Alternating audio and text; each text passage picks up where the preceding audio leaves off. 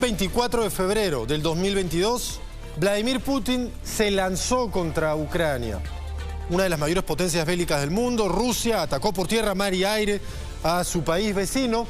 Y aquí los resultados a un año del inicio de este conflicto en cifras humanas, que es lo que siempre debemos nosotros de enfocar, aquello en lo que debemos incidir permanentemente.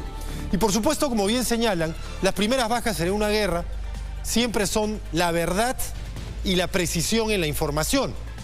Y por ello es que aquí les vamos a dar las cifras de muertos, pero tómenlas con pinzas, porque cada bando maneja cifras distintas.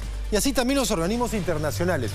Víctimas civiles, muertos en este conflicto, que prometió ser, según Moscú, una operación militar especial rápida para poder sacar a Volodymyr Zelensky del poder y colocar ahí, era lo que se sospechaba, a alguien cercano a Moscú para que manejara Ucrania siguiendo los intereses de Putin. Bueno, a un año, acá en este cuadro, mostramos las cifras de fallecidos.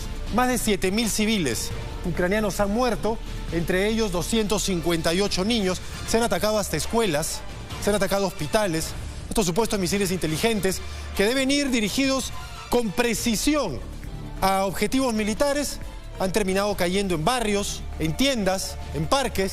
258 niños muertos, más de 7.000 civiles fallecidos, heridos 11.756.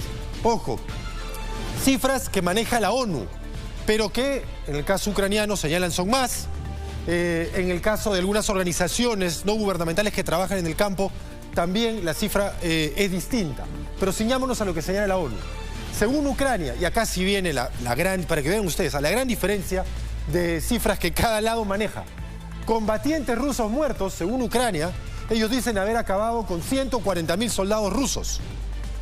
Mientras que, según Rusia, según Moscú, solo han muerto 5.937 soldados rusos en esta incursión sobre Ucrania. Es decir, menos de 6.000, según Rusia, frente a 140.000, según señala Ucrania. Mientras que combatientes ucranianos muertos, según fuentes oficiales ucranianas, entre 10.000 y 13.000. Mientras que los rusos señalan, aquí no está en el cuadro, pero los rusos señalan que han podido acabar con más de 100.000 militares ucranianos. ¿Por qué es relevante esta cifra para cada lado? Porque claro, cada uno quiere decir que han muerto menos de sus tropas para así no impactar la moral de sus países. Vamos al siguiente cuadro. Muy rápidamente, este también es un drama humano que probablemente demore años en revertirse. Ucrania es un país que hasta el 2021 tenía 42 millones de habitantes. ¿Saben cuántos han dejado Ucrania por la guerra? Cerca de 7 millones. Sumen ustedes la población de La Libertad, de Lambayeque, de Ancash, de toda la región Piura, de toda la región Arequipa y de todo el distrito de San Juan del Lurigancho y no llegamos a 7 millones. O sea, imagínense toda esa población que se vaya de Perú. Bueno, en Ucrania 7 millones se han ido. ¿A dónde se ha ido la mayoría? Hay una parte importante, aunque parezca contradictoria, casi 3 millones de refugiados que salió de Ucrania y se fue a Rusia. ¿Por qué? Porque en el este de Ucrania había mucha población rusófona, mucha población de cercanía cultural rusa. Tomemos en cuenta que son países vecinos, pero que además comparten una historia que hace que gran parte de la población ucraniana se sienta muy identificada con Rusia y ellos decidieron irse hacia Rusia. Hay otros 1,5 millones, muchos también que se fueron hacia Polonia. Alemania ha recibido muchos refugiados. Es una política alemana. Recuerden que durante la guerra en Siria se recibió también más de 1 millón sirios refugiados. Pero otros países cercanos, República Checa casi medio millón, Italia 170.000 prácticamente, España 166.000, Reino Unido 161.000. Todos ellos refugiados y no estamos tomando en cuenta muchos otros cientos de miles que han ido a otros países del este europeo esperando que la situación en su país se pacifique para poder regresar. Y aquí en este cuadro no se refleja otro drama, los desplazados internos, es decir, aquellos que no dejaron Ucrania, pero que salieron de varias de las zonas más golpeadas por el conflicto y tuvieron que refugiarse en otras en donde no arreciaba la invasión rusa. En ese caso se considera que cerca de 6 millones tuvieron que desplazarse. Y vamos a un siguiente cuadro.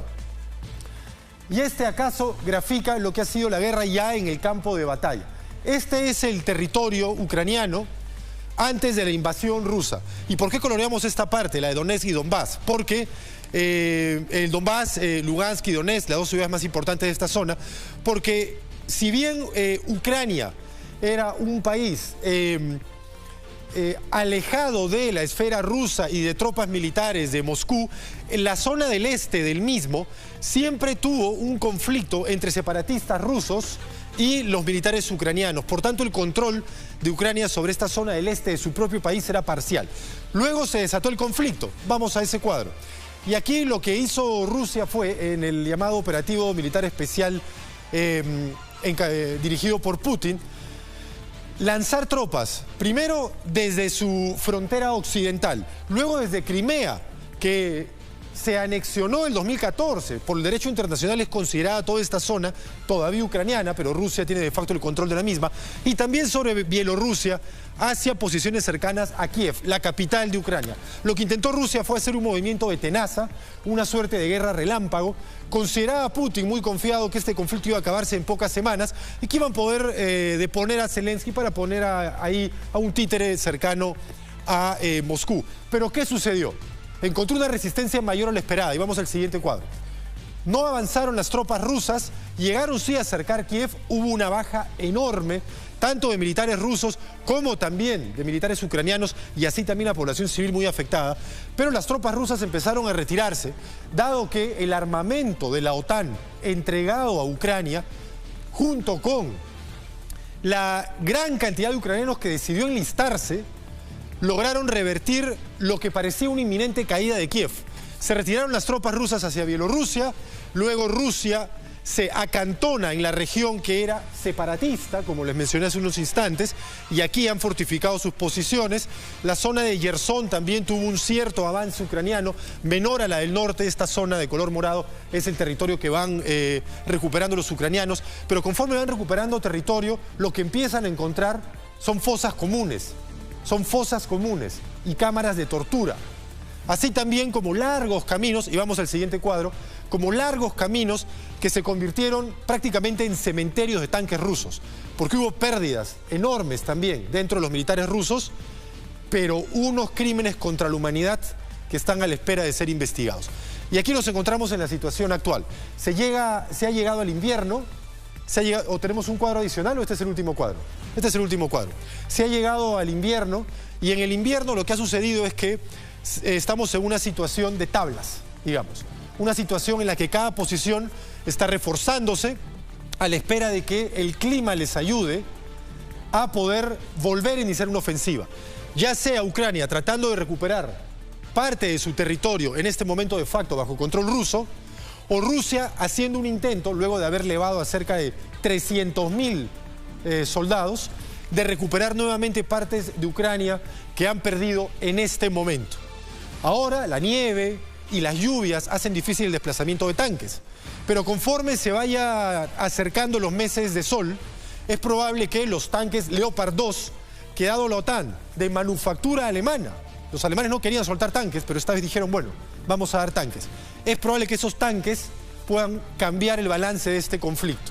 ¿O acaso lo harán los 300.000 soldados frescos que van a entrar a reemplazar a buena parte de los soldados rusos ya cansados, ya agotados de un año de conflicto? Puedan ellos también revertir la situación de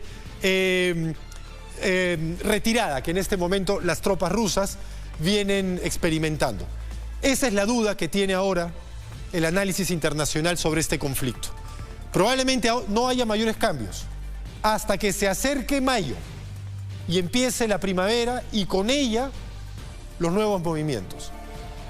Pero lo que hay que incidir permanentemente es el enorme costo que ha tenido en vidas humanas, que ha tenido en la economía ucraniana completamente devastada, en la economía rusa golpeada también por las sanciones internacionales, a pesar de que se mantiene a flote, y en haber colocado al mundo nuevamente en una situación en la que no se sabe si en algún momento ese señor que está allá, Vladimir Putin, se le ocurra apretar el botón rojo. Lo ha amenazado varias veces, sabe que hacerlo terminaría con una ofensiva bélica, ya no solo de Ucrania, que en este momento resiste como puede, sino de la OTAN y sus potencias militares y nucleares también. China es otro factor en este conflicto, pero ya nos extenderíamos sobre ello. Este es el resumen hasta ahora, a un año de la guerra entre Rusia y Ucrania. Muy bien.